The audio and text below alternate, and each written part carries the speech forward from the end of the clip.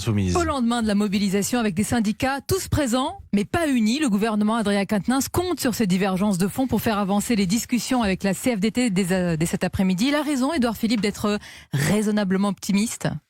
Non mais Édouard Philippe n'est pas raisonnable. S'il l'était, il aurait déjà reculé. Voilà, on voit qu'à mesure que les semaines passent, le soutien des Français à la mobilisation est de plus en plus important. Pour une raison que tout le monde voit bien, c'est que on a le temps d'expliquer, de comprendre ce qui est en cause avec le système par points, qui va en gros consister à faire travailler plus les gens pour gagner moins, pour le résumer d'un trait.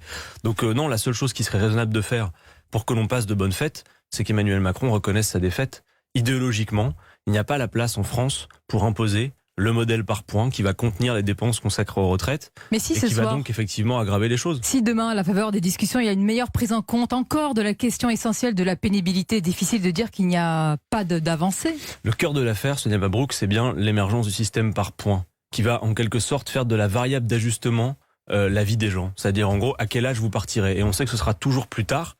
Parce que si votre génération a une espérance de vie plus importante, il faudra travailler toujours davantage. C'est ce que veut faire Emmanuel Macron avec ce système à points. Donc c'est sûr qu'après, Édouard Philippe est sans doute prêt à quelques ajustements pour faire passer l'essentiel. Mais nous, ce que nous disons, et dans cela nous suivons l'intersyndicale, c'est de dire il faut retirer le système à points qui ne va faire que des perdants. Mais le système universel trouve des soutiens. Comment vous l'expliquez, par exemple, Adrien Quatennens? Parce qu'un tel système met tout le monde à la même enseigne. Parce qu'un tel système n'oublie pas les femmes aux carrières hachées. Parce qu'un tel système répond aux agriculteurs en souffrance. Non, vous n'occultez pas ces aspects, je suppose. Ça n'est pas vrai. Vous savez, l'universalité dans cette affaire n'est qu'un alibi, en réalité. Le gouvernement n'est pas soucieux d'universalité.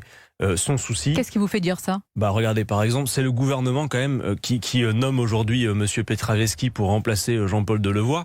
Laurent Petraveski, c'était le rapporteur de la loi travail. Vous vous souvenez, la loi travail, c'était une loi qui précisément cassait une règle commune, le code du travail, pour faire en sorte qu'il y ait une multitude de règles entreprise par entreprise. Vous le présentez ainsi, c'est les mêmes qui nous parlent d'universalité. Le présente enfin connaisseur de la matière sociale et du dossier des retraites. D'ailleurs, vous le connaissez, vous êtes député du Nord comme lui. Bien sûr, et je le connais suffisamment pour savoir ce qui s'est produit au moment de la loi sur le code du travail. C'est que derrière tout ça, il y a encore un recul des droits qui est annoncé et que sa nomination, en quelque sorte, est un aveu sur le fait que l'universalité n'est pas le grand souci du gouvernement, précisément parce qu'ils ont fait l'inverse sur le code du travail. Non, ce qui est en cause avec le système par points, c'est qu'il n'y aura que des perdants. D'abord pour une raison, c'est que si on calcule votre droit à la retraite... Vous savez que c'est pas vrai pour les agriculteurs, pour les petits revenus, les femmes aux carrières hachées, mais vous trouvez qu'il y a trop de perdants peut-être? Non, ce que je veux vous dire, c'est que s'il y avait des gagnants dans l'affaire, il ne serait qu'anecdotique et très temporaire. Il va y avoir que des perdants d'abord pour une raison, c'est que si on prend toute la carrière en compte pour pouvoir calculer vos droits à la retraite, alors comparativement à aujourd'hui, aussi les 6 derniers mois pour le public ou les 25 meilleures années pour le privé, tout le monde comprend qu'effectivement, les carrières notamment hachées vont subir de plein fouet les conséquences de ce système. Le système par points, c'est un outil finalement de pilotage au service d'un objectif qui est comptable. Le gouvernement a dit la part des richesses consacrées aux retraites, aujourd'hui 14% du PIB, c'est un plafond. En quelque sorte, il fixe de manière assez arbitraire une sorte de règle d'or dont la variable d'ajustement, Sonia Mabrouk, va être la vie des gens. C'est-à-dire, il faut comprendre une chose, l'âge légal à 62 ans est dissous par le système à points. Ça, c'est important. On va s'arrêter là-dessus. Vous affirmez souvent en interview, Adrien Quatennens, que, je cite, l'espérance de vie est fonction de l'âge auquel on part en retraite. Autrement dit, c'est parce que la durée du temps de travail a diminué que l'espérance de vie a augmenté, selon vous, en partie. D'où vous tenez ce raisonnement? Je veux dire, très simplement, vous prenez n'importe quelle courbe statistique, vous verrez qu'à mesure que le temps de travail a reculé dans la vie, par les congés payés, par la durée hebdomadaire du temps de travail, ou dans la vie par l'âge légal de départ en retraite, c'est à peu près le même mouvement d'augmentation de l'espérance de vie. J'ai pris une liste, je peux vous soumettre des contre-exemples. La Suède, âge de départ 67 ans, espérance de vie 82 ans. Pays-Bas, âge de départ 67 ans, espérance de vie 82 ans. Italie, âge de départ 66 ans, espérance de vie 82 ans 7 mois. J'arrête ou je continue? Non, mais vous pourrez continuer autant. Donc il y a une liste de contre-exemples. Écoutez, l'espérance de vie en bonne santé en France est de 63 ans, d'accord ? L'âge d'équilibre instauré par le gouvernement commence à 64. Et puisqu'on parle d'un âge pivot, c'est un peu technique, mais il faut le comprendre, c'est que cet âge va se décaler génération après génération. Plus vous serez nombreux, plus il y aura de seniors dans la population française, plus vous devrez partir tard. Mais ça, on peut l'entendre. Mais Adrien Quatennens, c'est faux. En tous les cas, c'est pas prouvé quand vous dites, vous martelez que c'est en travaillant moins qu'on vit plus longtemps. Je le soutiens. Il y a bien évidemment eu les progrès de la science, la médecine et tout le reste.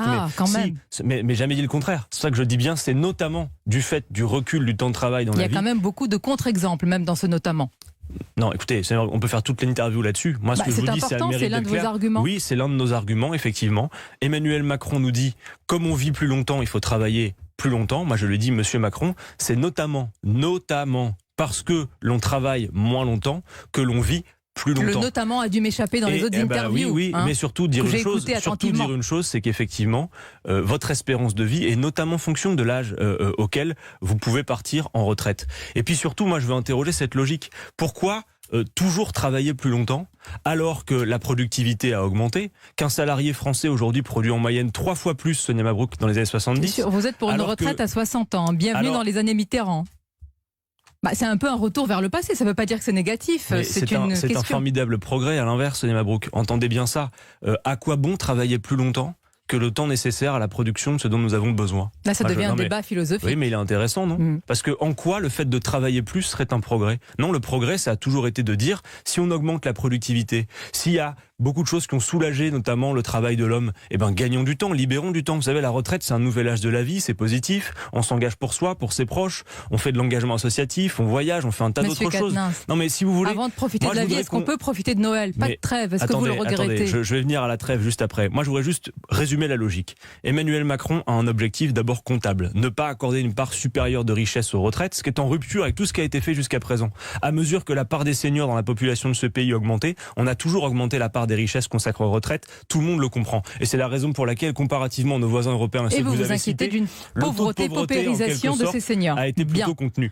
Moi, je voudrais qu'on fasse l'inverse que de faire de la variable d'ajustement la vie des gens. Je voudrais qu'on ait un objectif politique qui soit de soulager la vie, c'est-à-dire permettre qu'on parte à un âge décent, effectivement, dès 60 ans, avec un bon niveau de pension, et en quelque sorte, qu'on adapte les ressources en fonction. Et je vous le dis, Sonia Mabrouk, et c'est un vrai débat. On peut financer, je termine là-dessus, on fera la démonstration de Vous pouvez financer la retraite à 60 ans? Mais très simplement. Il faut qu'on y consacre 2 heures, alors Monsieur Quatennens. Tout à l'heure, on les aura, puisque la France Insoumise va présenter ce matin son contre-projet sur les retraites.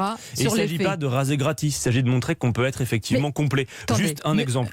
Si vous faisiez l'égalité salariale entre les femmes et les hommes, Sonia Mabrouk, vous pourriez financer immédiatement la retraite à 60 ans par l'augmentation des salaires et des cotisations. Augmenter les salaires nets et augmenter les cotisations, c'est tout à fait possible. Adrien Quatennens, et je crois que c'est plus raisonnable que de travailler plus longtemps. Qui pense ce matin à ceux qui sont au bord de l'asphyxie? Vous êtes député, vous aurez votre salaire quoi qu'il arrive à la fin du mois. Je suis journaliste, je l'aurai aussi, mais les commerçants, les artisans, ils cumulent le manque à gagner, ne vont pas se faire payer. Qui pense à eux?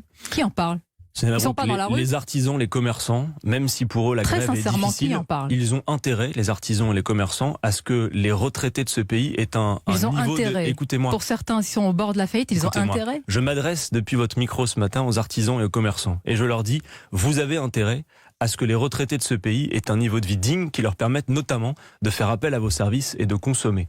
Or, avec la retraite par points, ça va être une paupérisation générale. Pour qu'ils puissent arriver à la retraite, il faut qu'ils puissent travailler maintenant. Comment ? Pour qu'ils puissent arriver à la retraite, il faut qu'ils puissent travailler maintenant. C'est ce qu'ils vous disent, c'est leur cri de colère. Moi, je vous le dis autrement, il vaut mieux quelques semaines de galère. Et oui, elles sont galères. Elles sont galères pour ceux qui subissent la grève comme pour ceux qui la font. Parce que notez que ceux qui perdent du salaire à l'approche des fêtes, ça va pas être évident non plus de l'assumer auprès de sa famille, à l'heure notamment de faire les cadeaux, comme vous l'expliquiez dans le reportage précédent. Faire la grève, c'est compliqué. La subir aussi. Moi, j'ai néanmoins une certitude, c'est que ceux qui la subissent comme ceux qui la font ont intérêt commun à ce que oui, mais c'est un choix. Vous ne regrettez pas qu'il n'y ait pas de trêve à Noël? Mais si, je le regrette. D'ailleurs, je dis que la balle est dans le camp d'Emmanuel Macron. Enfin, c'est lui qui est responsable du blocage. C'est lui qui s'obstine à vouloir imposer un modèle qui ne correspond pas à ce qu'est la France. Vous savez, dans un bras de fer, il y a 2 protagonistes. Oui, justement. Et pour l'instant, j'observe qu'on fait beaucoup. Alors, eh bien, moi, je vous fais une proposition. Si on pouvait passer autant de temps d'antenne à parler des conséquences néfastes de la réforme par points, que l'on en passe à critiquer la grève et ses conséquences, je pense qu'effectivement, la retraite par points, elle serait déjà la poubelle à l'heure où on se parle. De faire et les je vais vous dire une chose, Sonia Mabrouk, dans ce pays, on doit quand même se rappeler que la grève, c'est un outil de rapport de force, on en pense ce qu'on veut, mais qui a permis un certain nombre d'avancées. Par exemple, les Français, personne ne conteste le droit de grève. Non, mais les Français ne doivent pas oublier, par exemple, droit de blocage qui que les congés payés, je pense que tout le monde est ravi d'avoir des congés payés dans ce pays. Les congés payés ne sont pas tombés du ciel. Il a fallu que le pays soit, comme vous dites, paralysé pour que les congés payés soient obtenus. Et aujourd'hui, les gens se battent, non pas pour eux-mêmes, mais pour que les générations futures aient accès à un bon niveau de pension de retraite à un âge décent. De quoi où était le symbole Jean-Paul Delevoye? Mais c'était clairement le symbole du lien avec un certain nombre d'intérêts dans cette affaire des retraites. Vous savez, Jean-Paul Delevoye, parmi les nombreux oublis qu'il avait fait dans sa déclaration d'intérêt, alors il avait signifié un tas de choses peu signifiantes, mais par contre, il avait oublié de dire son lien avec le monde des assurances. Oui, mais Sonia Mabrouk, le monde des assurances, lui, n'a pas oublié depuis des semaines de dire son lien avec la réforme des retraites. Pour une raison que tout le monde comprend, c'est que si vous avez un âge pivot qui fait que vous devez travailler toujours plus longtemps, si vous ne voulez pas travailler plus longtemps, vous avez intérêt à compléter votre retraite par les produits financiers des banques et des assureurs. Et pour les hauts revenus, c'est pareil. La réforme Macron va encourager les hauts revenus à faire sécession avec le système commun les pour hauts la revenus, capitalisation. Solidarité, au-delà on l'a répété, non, de mais 10 000 euros. On leur baisse leur droit à la retraite. C'est-à-dire qu'en gros, on leur dit désertez le modèle sécurité sociale, partez à la capitalisation. D'ailleurs, les assureurs et les banques sont tellement enthousiastes à l'idée que cette réforme s'applique que ça ne rend pas bien service au gouvernement. Quand on fait la morale, vous serez d'accord avec moi? Il faut être irréprochable. Sans doute. Vous l'êtes? Oui, je l'estime. Monsieur Mélenchon également, dans ses actes et dans ses mots? Dites-moi. Vous le savez mieux que moi. Rattrapé par des soupçons d'antisémitisme, lorsque dans son blog parlant de Jeremy Corbyn, il parle des oukas arrogants des communautaristes du CRIF.